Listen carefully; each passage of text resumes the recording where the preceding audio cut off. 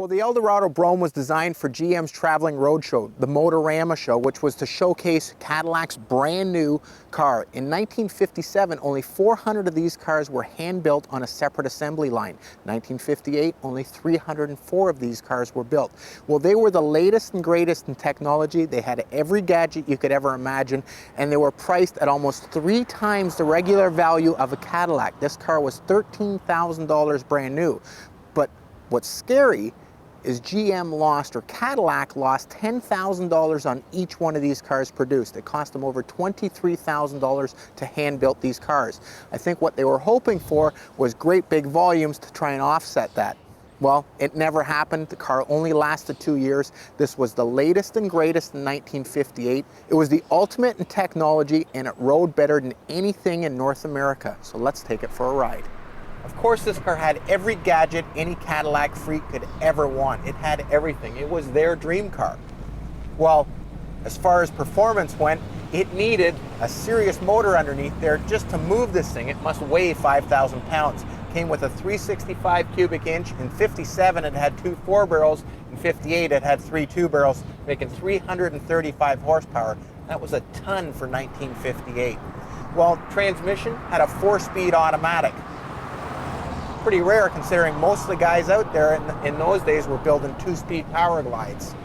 As far as the suspension, it had a full air ride suspension, automatic load leveling. It had an anti-dive system. When you stood on the brakes, the nose wouldn't come planted down too hard. It also had a free-flowing oil filter, which was an industry first. It had, of course, under the rear seat, 2 individual heaters, make sure everybody was comfortable back then. Another industry first, it was standard to have air conditioning in this car, and it was standard to have year-round fresh air conditioning as well. Another industry first, it had automatic headlight dimming. As cars approached, it would dim your headlights. Well, the most obvious features of the Brougham is a one-piece stainless steel roof. The rocker panels, all stainless steel trim, and of course the suicide doors. Now, in order to make this work, they had some interesting weather strips. You can see the weather strip on this side, and you can see the receiving end here had a little spring-loaded tensioner, so when the doors were closed, there was no wind noise. Well, of course, it was a Cadillac, so it came with power windows, it came with remote mirror, power steering, power brakes, automatic transmission. But here are some of the things you didn't realize. 45 different interior color combinations were available. 15 exterior color combinations were available, though a lot of them were black because it showed off the stainless steel roof. It was the first year for an all-transistor radio. And this car here, it's not the world's best restored 58 Brougham, not by a long shot. It's a nice driver. The guy uses it all the time. Paint's a number 2, the chrome's a number 2, the interior's a number 2. What makes it really rare and collectible is the fact that all this technology still works on this car.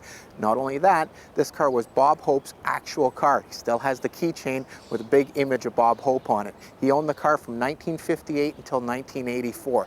That's what makes this car collectible. Now, as far as values go, they're not extreme. These cars are worth somewhere between $50,000 and $75,000. Maybe add another $25,000 for celebrity status of Bob Hope owning this. So the car's worth $100,000 on a good day.